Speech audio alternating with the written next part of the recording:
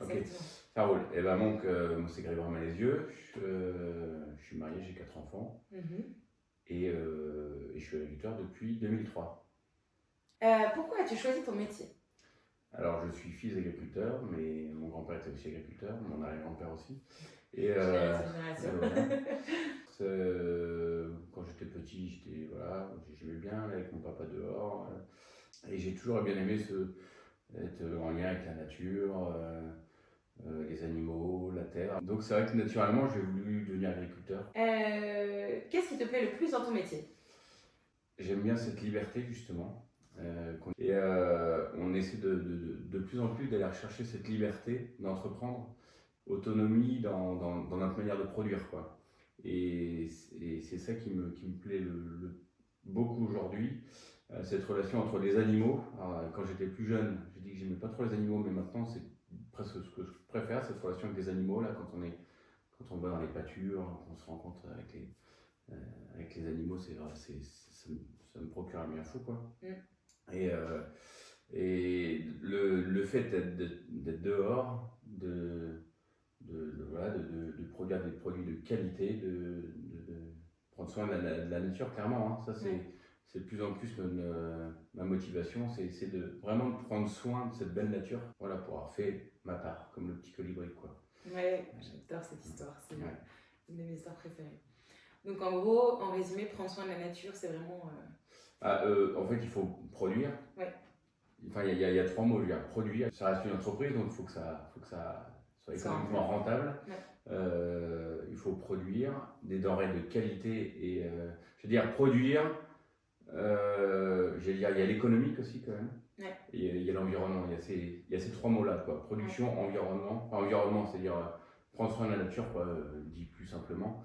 Et qu'est-ce que je disais? Et économie. L'économie. Voilà.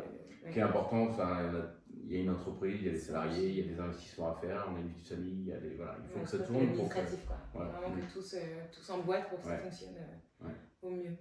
Ouais, c'est l'entrepreneuriat Exactement. dans toute sa splendeur, avec en plus des denrées qui sont potentiellement pas simples à gérer, comme on imprimerait un livre ou comme... Voilà, c'est ça, c'est périssable, et puis on est soumis voilà, tout ce qu'ils ont là en ce moment, on est bientôt le 1er décembre, il y a encore des betteraves en terre, normalement on a fini un peu on termine vers le 15-20 novembre, alors on n'est pas si en retard que ça, mais c'est la pluie qui nous empêche de les arracher, voilà, on fait avec le temps. Ouais, c'est ça. Sinon les machines vont abîmer le sol, donc on n'y va pas pour l'instant, quoi. Faut être adaptable. Il y a en fait, le métier d'agriculteur, je ne peux pas se résumer en 3 mots, quoi. Non. Il y a l'autonomie, il y a la liberté, il y a la puissance de... Enfin, moi, mon bureau, il est pas grand quand je suis à l'intérieur, mais quand je suis dehors, c'est génial, quoi. La cour de récré est géniale aussi. Non, mais faire un tour de plaine quand on se balade dans les champs avec ses enfants, avec son épouse, ou même quand on se balade tout seul avec son chien, c'est génial, quoi. C'est vraiment appréciable. On voit le gibier, les faisans, les perdreaux, les chevreuils, on a une admiration devant tout ça, quoi. Et de plus en plus pour moi, quoi. C'est assez, tu vois, d'observer cette belle nature, quoi. C'est de plus en plus fort pour moi. De s'arrêter et de prendre le temps. Ouais. De pouvoir juste voir la beauté du temps paysage. En temps s'arrêter, dire quelle chance, quoi. Qu'est-ce que c'est beau. Pourquoi as-tu décidé de faire pousser de la betterave sucrière? Alors, la betterave, pourquoi je fais de la betterave? Alors, il faut dire que le département de l'Aisne, qui a une forme un peu de betterave justement, c'est marrant. Était, ou est encore, je ne sais pas, était, c'est sûr, le premier producteur de betterave au niveau européen. On était le plus gros département producteur de betterave. D'accord. Il y avait à l'époque, il y a encore, je te dis un petit, il y a encore 10 ans, il y avait bien 3, 4, 5 sucreries dans le département. Donc en fait, dans l'Aisne, quasiment toutes les fermes de polyculture élevage ou de polyculture faisaient de la betterave. Ça c'est un petit peu... Donc, premier producteur européen de betterave, il y avait des... Alors je vais dire français, on dirait une connerie, mais je crois que c'était ça un peu dans mes souvenirs. Mais premier producteur français, premier département producteur de betterave. Je ne sais pas si c'est encore vrai aujourd'hui, peut-être que la Marne a pris le dessus. Mais voilà. Mais donc dans toutes les fermes, il y avait des betteraves. Il y avait même des micro-sucreries. Du temps de mon grand-père, il y avait des petites sucreries, il y en avait plein à l'époque. Ça n'existe plus ça? Non, maintenant c'est devenu des grosses sucreries. la sucrerie de Bucy-le-Long, là, à côté de Soissons. Moi, mes betteraves sont écrasées, parce qu'on parle d'écraser les betteraves pour faire du sucre. Et cette sucrerie-là, elle écrase 16 à 17 000 tonnes de betteraves par jour. C'est énorme. Wow. Moi, je produis 3 000 tonnes de betteraves. Et la sucrerie, on écrase, moi, je fais tourner quelques heures dans l'année la sucrerie. Donc, tu vois, la sucrerie, c'est énorme. Et avant, il y a 50, 60 ans, c'était quelques agriculteurs, tu vois. Il y avait, il y a un agriculteur sur le plateau, là. Il y avait des fermes de sucreries, si tu veux. Il y avait leur sucrerie, il y avait peut-être des agriculteurs qui amenaient leurs betteraves. Maintenant, c'est complètement différent. Mais, donc, mon père faisait de la betterave. Mon grand-père n'en faisait pas. C'est mon papa qui a réussi à faire un quota betteravier. C'est-à-dire que maintenant, c'est plus comme ça, on est sur le marché libre, on est sur le marché mondial. Alors, pour les enfants, c'est technique, mais c'est comme le blé, quoi. Quand tu vends du blé en France ou au Canada, il y a un marché mondial et donc on s'arbitre, le prix est arbitré là-dessus, quoi. Et la betterave, maintenant, c'est pareil. La canne à sucre ou la betterave, maintenant, il y a un marché mondial et on s'arbitre là-dessus, quoi. Enfin, c'est pas... les gens qui nous proposent les usines, il y a un cours mondial. Et donc, quand j'ai repris la ferme, il y avait un quota betteravier, c'est-à-dire qu'il y avait un droit à production de betteraves qui était bien payé, quoi. Donc, c'était quand même. Au début, c'était vraiment la première marge de la ferme. C'était vraiment la betterave, c'est ce qui rémunérait. C'était parmi toutes les autres cultures, c'est ce qui marchait le mieux, quoi. Sur cette ferme. Après, il peut y avoir les pommes de terre, mais moi, quand je suis arrivé, il n'y en avait pas. Donc, c'était la betterave qui était très rémunératrice. Il y a eu une petite baisse de rémunération. Après ça, il y a eu l'arrêt des quotas. Donc, les quotas, c'était français, quoi. Et après, le libre-échange, ça s'est arrêté. Et donc, tout ça, maintenant, on est sur le marché mondial. Donc, on a un droit à produire. On n'a plus de quotas, on a un droit à produire. Parce qu'en face, pour produire des betteraves, c'est pas comme du blé. Le blé, tu peux le stocker 1 an, 2 ans, à l'abri ventilé, sous un bâtiment. Une betterave, c'est périssable, c'est comme une pomme de terre. Donc, tu produis pas des betteraves sans avoir un contrat, un engagement avec une usine derrière. Ils anticipent ce que tu vas rapporter toi pour pouvoir le stocker, etc. Donc, moi, j'ai un contrat de droit à produire. Donc, je produis à peu près 2500, 3000 tonnes de betteraves. J'en produisais plus il y a quelques années, j'en faisais 5000 tonnes. Mais dans ma transition d'agriculture de conservation et d'agriculture biologique aussi, on allonge les rotations, c'est-à-dire que la betterave, avant, on la faisait revenir tous les 3-4 ans sur la même parcelle. Maintenant, c'est plutôt tous les 6-7 ans. Pour essayer de diversifier l'assolement. Du lin, du colza, des betteraves, des pommes de terre, du blé, des escourgeons, de l'argent. Donc j'en fais moins, du coup, des betteraves. Donc je crois que l'arrêt des quotas, c'était 2012, mais je suis plus sûr du moment. C'était il y a une dizaine d'années, quoi. Et il y a 3-4 ans, le prix de la betterave c'est vraiment cassé la figure, quoi. Ça a vraiment baissé. Donc on était vraiment limite rentable pendant quelques années, ces 2-3 dernières années, on était vraiment limite rentable à produire de la betterave. Donc il y a quelques agriculteurs qui se sont découragés, qui ont arrêté depuis 2-3-4 ans. Là par contre, le cours mondial a bien remonté, donc c'est de nouveau bien rémunérateur. C'est quand même évidemment, ceux qui sont partis ont fait que ça a impacté le prix. Voilà, et puis avec cette inflation, tout a un peu augmenté aussi. Mais donc je fais de la betterave que mon père en faisait et j'essaie de la faire différemment maintenant, c'est-à-dire que je ne laboure plus, j'essaie de l'implanter, avoir un couvert, voilà, les techniques évoluent, mais la betterave, elle était là sur la ferme, quoi. Et j'ai fait le choix de la garder. Et du coup, en parlant de technique, combien de temps se passe entre la graine et le départ de la ferme? Quel est le meilleur moment pour faire les semis et quelles sont les différentes étapes? Alors je vais te parler de techniques plus conventionnelles, parce que moi je ne fais pas encore de betterave bio.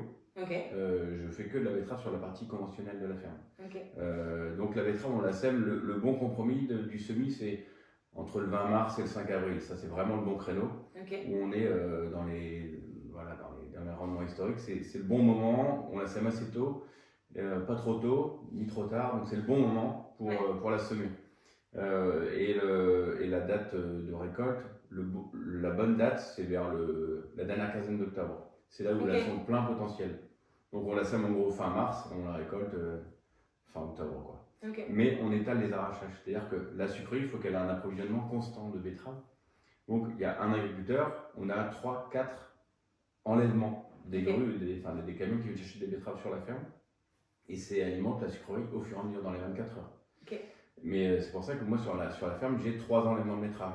J'arrache mes betteraves en 3 fois. Ok. Un peu fin septembre, un peu courant octobre, et puis fin novembre, en gros. Ok. Continuer à approvisionner. Voilà. Ok. En bio, je te dis, on les sème plus tard, parce qu'il y a des problèmes de... C'est assez technique, mais il y a des problèmes de pucerons. Ouais. Ils peuvent venir piquer la betterave, lui pomper un peu la sève et éventuellement lui transférer un virus qui s'appelle la virose. Ok. Et alors en agriculture dite conventionnelle, on peut avoir des techniques pour essayer de se séparer de se séparer des pucerons. Ouais. Par contre en bio, on n'a rien quoi. Donc c'est pour ça qu'on la sème plus tard pour que la betterave, elle pousse rapidement quoi, avec la chaleur. Ouais. Ok. Ah, c'est hyper intéressant. Ouais. Très bien. Quelle machine utilises-tu pour la récolte? Alors, la récolte, je te parle d'arrachage, en fait, on a une arracheuse à betterave. Ok. Alors, à l'époque, j'avais mon arracheuse, avec 4 agriculteurs, on avait notre arracheuse qui était des machines relativement simples. C'est une machine dite automotrice, c'est-à-dire que sur la même machine, Ouais. sur le même tracteur, enfin, c'est même pas, ça n'a pas une tête de tracteur, sur la même machine, tu as devant, c'est à peu près pareil aujourd'hui, mais tu as devant une effeuilleuse. Ok. C'est comme une tondeuse, c'est des fléaux qui tournent, qui Ok. viennent qui viennent couper les feuilles, les Ok. betteraves. Parce que les feuilles, la betterave arrive à l'usine sans les feuilles au-dessus. Ok. Donc ça, on les laisse au champ. Les feuilleuses coupent les feuilles et les laissent au champ. Ok. Après, il y a un organe qui s'appelle le scalper. Ça vient scalper le dessus de la betterave, le verre en gros, le support, enfin là où le démarrage des feuilles, on appelle ça le pétiole, c'est là où il y a le démarrage des feuilles. Ok. Donc ça, on scalpe ça avec un couteau. Ouais. Et après, il y a des organes qui viennent arracher la betterave, qui la soulèvent. Ok. Ça passe sur des grilles qui tournent, des soleils qui tournent à toute vitesse à jouer pour essayer de retirer un peu un maximum de terre. Parce que la betterave pousse dans la terre. Ok. Elle n'est pas hors sol, elle est vraiment dans la terre. Donc on arrache la betterave de la terre. Ok. On la sort de la terre. Et après, elle est secouée un peu par 5-6 soleils comme ça, qui tournent très vite, pas trop vite pour pas casser la betterave, mais suffisamment vite pour essayer de laisser la terre au champ. Ok. Pour pas amener trop de terre à la sucrerie. Quoi. Déjà, la terre, c'est on préfère la garder dans notre champ. Quoi. C'est sûr. Voilà, puis après, c'est du lavage et tout ça. Et après, ça tombe dans une petite, on appelle ça une trémie, une petite réserve sur la machine. Et après, il y a des tracteurs et des remorques qui viennent se mettre à côté de la machine et ça vide directement dans la remorque. Et après, il y a souvent 2 ou 3 remorques. Okay. Et on appelle ça un silo. En bout du champ, on fait un pot de betteraves. C'est-à-dire qu'en bout du champ, on apporte les betteraves près d'une route où les camions pourront venir chercher les betteraves. Okay. Donc on appelle ça une arracheuse à betteraves. Maintenant, c'est des machines, ce type-là, c'était des automotrices à betteraves. Quand on se mettait à 4-5 agriculteurs, on arrivait à s'acheter ce genre de matériel. Ouais. Tout dépend de la surface qu'on a, mais quand on avait à 4-5 agriculteurs 200-300 hectares de betteraves, on arrivait à investir dans ces machines-là. Aujourd'hui, ce sont des intégrales, c'est des immenses machines. Ah oui, qui ont les remorques intégrées. Ouais, il y a une remorque intégrée dedans, ouais, mais ça coûte, je ne sais pas même plus, entre 500 et 800 000 euros. Okay. Donc maintenant, c'est des entreprises de travaux agricoles qui ont le plus souvent ce genre de machines. D'accord. Ou alors les agriculteurs se groupent en CUMA, en coopérative, okay. À une dizaine d'agriculteurs pour se partager ce genre de machines. Okay. Moi aujourd'hui, c'est une entreprise de travaux agricoles qui vient marcher les betteraves. Okay. Oui, finalement. Ouais. Et le problème, c'est de gérer, en effet, comme tu me disais tout à l'heure, on ne peut pas arracher les betteraves maintenant parce qu'il a plu et que. Voilà. La semaine dernière, ça allait bien, donc j'ai appelé, c'est une dame qui gère, enfin mon entreprise, c'est une dame qui la gère. Et je l'ai appelé la semaine dernière et elle me dit je suis chez 2 agriculteurs, je ne peux pas être partout à la fois, donc patienter. Donc je patiente. Voilà, il faut patienter. On dépend de sa machine, mais bon. C'est ça. Tu parlais tout à l'heure des pucerons et quels sont donc les risques pour les cultures en conventionnel?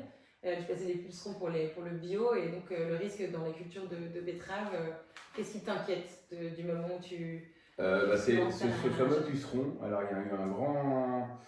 Je te le dis pour toi, après tu verras ce que tu en feras, mais il y a eu un grand. On a entendu pas mal parler ces dernières années des néonicotinoïdes. Oui. Les NNI, les néonicotinoïdes, insecticides tueurs d'abeilles. Ouais. Alors moi je pense qu'ils sont pas trop bons quand même pour l'environnement, ces produits-là. Ouais. On n'est pas tous d'accord sur la question, mais moi je suis pas un scientifique, hein, c'est ce que j'ai lu par-ci par-là, j'ai l'impression que c'est pas si bon que ça quand même. Donc je suis très partagé. Le principe, c'est un peu de tuer, quoi. De base. Pas de base. C'est petit, mais c'est quand même censé. Mais pour la petite histoire, tu vois, donc on n'a plus les néonicotinoïdes, apparemment, parce parce que je ne suis pas scientifique, c'est pas moi qui dis ça, apparemment ça désorientait les abeilles. Donc des abeilles butinaient des fleurs, donc la betterave ne fleurit pas, elle fleurit en deuxième année.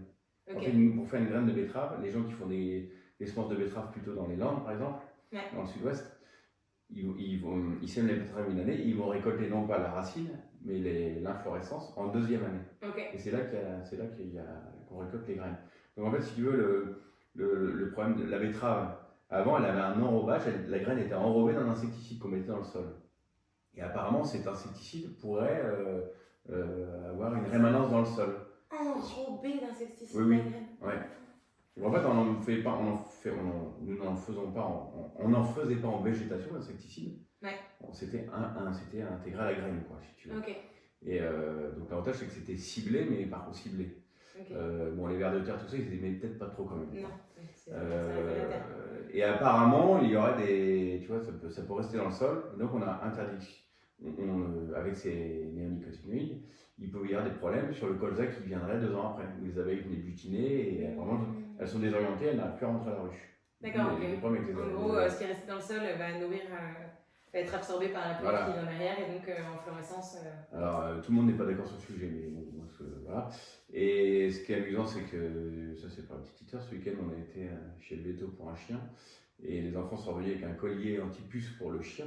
Et ils disent, tiens, qu'est-ce qu'il y a là-dedans Et en fait, les néonicotinoïdes sont interdits pour les agriculteurs. Par contre, le petit collier du chien, ce sont les néonicotinoïdes qu'il y a dans le chien. Tu vois, autant je suis vraiment je suis à la recherche de produits naturels ou de produits alternatifs à la chimie, autant il y a des trucs que je ne comprends pas. On l'interdit en agriculture et après on va le mettre autour d'un chien ou d'un chat et les enfants vont faire des câlins à leur chien ou à leur chat. Je ne peux pas comprendre. Quoi. Non, bon, là, il y a plein de choses qu'on malheureusement. Donc, mais le risque, aujourd'hui, il y a plus, pour répondre à ta question, il y a plus ces néonicotinoïdes. Donc en fait, le problème de ça, c'est que la betterave est très sensible aux pucerons. Il y a 3-4 ans, il y a eu des grosses attaques de pucerons. Il y a eu des régions, chez au port de Paris, ils ont fait 30 tonnes par hectare au lieu de 90-100 tonnes. Tu divises par 3 ton rendement. La betterave reste petite, elle ne fait pas de feuilles, elle a un virus, elle est virose, on appelle ça. Et donc on est obligé de faire des traitements en végétation. Le problème des traitements en végétation, c'est que parfois ça va dans l'air, ça peut dériver, c'est pas génial non plus, quoi. Donc nous on est sur la ferme, moi j'essaie avec d'autres agriculteurs, on essaie d'autres alternatives, des macérations de fougères, des trucs qui sont un peu répulsifs, mais voilà, on est en recherche, quoi. On est en recherche et l'ennemi numéro 1 en betterave quand on sème tôt, c'est le puceron. C'est pour ça que les bio sèment plus tard. Vous avez envie de vous mettre à semer plus tard, juste même en conventionnel? Il y a il y a toujours des histoires de rentabilité, c'est que si plus on sème tard, moins on fera le rendement. Donc c'est toujours sur la balance. Quoi. Et la betterave, c'est quand même une culture qui met du temps à couvrir le sol. On va semer une petite graine, donc une betterave, ça va faire au 1er juillet ou même au 15 juin, ça couvre le sol. Ça a des grandes feuilles, ça a un bouquet très large et c'est semé à 50 cm d'espacement. On sème en rang. On ne sème pas comme un champ de blé où il y a un petit peu tous les 15 cm à rang de blé. Là, on sème à 50 cm pour que la machine puisse les arracher et pour que la betterave puisse se développer. En gros, c'est une betterave sur la ligne tous les 15-20 cm et espacée de 50 cm. Et donc, il faut du temps pour que la betterave couvre le sol. Quand la betterave a fini de couvrir le sol, quand les deux betteraves sur les 2 lignes, le feuillage se rapproche, il y a de l'ombre en dessous et du coup les herbes ne poussent plus. Donc pendant ce temps-là, il faut soit biner les betteraves avec des bineuses, soit passer des herbicides pour pas que les herbes qui nous intéressent pas, parce qu'en fait la nature a horreur du vide, donc un sol nu, il y a toujours plein de petites herbes qui poussent naturellement, donc il ne faut pas que ces herbes-là aillent plus vite que la betterave. Donc soit on fait des herbicides chimiques, soit on fait des techniques nouvelles qui arrivent, du binage, de la RC-tri, de la houe rotative, plein de techniques nouvelles. Là, on est vraiment dans un tournant où on essaie vraiment de baisser, que ce soit dans ma sensibilité baisse de phyto, et même les agriculteurs en général, maintenant, voilà, on bine, on essaie de réduire les phytos. Déjà, ça coûte cher. C'est ce que tu peux faire en mécanique, en fait, ça te rapporte, c'est beaucoup plus intéressant. As-tu une anecdote ou une info sur la betterave sucrière? Alors là, Enfin, moi, j'ai appris un truc avec la betterave, mais qu'elle n'est pas utilisée qu'en sucre, Ah oui, elle est d'accord. utilisée aussi. Ah oui, et puis une betterave, on fait plein de trucs. Ah oui. Attends. Parce qu'avec avec du sucre, on peut faire tas de trucs aussi. Donc, vu que le Ouais. sucre est dans la betterave, on peut faire de l'éthanol. Ouais. Donc, de l'E85, là, quand on va faire plein de carburant avec des voitures éthanol, donc c'est de l'E85, on peut faire du carburant. Ouais. On peut faire de l'alcool, de la vodka. À Rogny-Sainte-Benoît, dans l'Aisne, ils font de la vodka. Ouais. On peut faire on peut faire un tas de trucs, quoi. Je vais pas tout citer parce qu'on peut. Je retrouverai. Du sorbitol, je sais plus, un tas de trucs, quoi. C'est impressionnant. Oui, c'est vrai qu'on On entend pas pense parler. betterave, on pense sucre. Mais Ouais. non, on peut faire alcool, on peut faire éthanol. Et Ouais. tout ça, c'est de la chimie, quoi. Soit tu vas plus loin et tu fais de l'alcool, soit après tu fais de l'éthanol. Enfin, Ouais. je pense que c'est un degré je trouve pas le nom, mais De raffinement. de raffinement. Ouais. Raffinage d'ailleurs. De raffinage. Raffinement, c'est le. Je t'ai Le répété, mais raffinage. Le raffinage, c'est pour le sucre, le raffinement, c'est bon. Raffinage. Ouais, d'accord. Qu'est-ce qui te rend le plus fier tous les jours? Quand on parle de la betterave ou en général? En général. Alors, souvent, quand j'ai des réflexions positives de mes riverains, ça me booste et j'en suis très fier. Ouais. Bon, voilà, quand j'ai des réflexions négatives, c'est assez rare, mais ça peut arriver. Bon, bah voilà, j'essaie d'y travailler. Et je pense que quand j'ai réussi un beau couvert végétal ou un beau semis, je suis assez content de ce que j'ai fait. Et de voir mes bêtes, mes vaches en pâture, Ouais. c'est assez réjouissant, quoi. Bah écoute, merci. Parce que c'était hyper intéressant. Bon, Et après, on a eu le droit d'aller se promener et de découvrir les betteraves en vrai. plein de petites frites comme ça. Ça coupe. Il coupe la betterave, essaie de pas me couper. On appelle ça des petites choses comme ça, en cossettes. Ouais. Et ça passe après dans un énorme tambour de machine à laver, mais énorme, hein, qui fait plusieurs dizaines de mètres de long. Et le sucre est séparé avec de l'eau chaude, très chaude. L'eau chaude donc, capture le sucre. Et ce jus sucré après est passé dans une centrifugeuse et on récupère le sucre blanc. En fait, technologiquement, c'est des grosses usines. Ouais. Mais à faire à la maison, c'est faisable. On pourrait s'amuser à le faire, quoi. Viens découvrir le livre. Croque-mi et croque-moi de La Graine à l'assiette.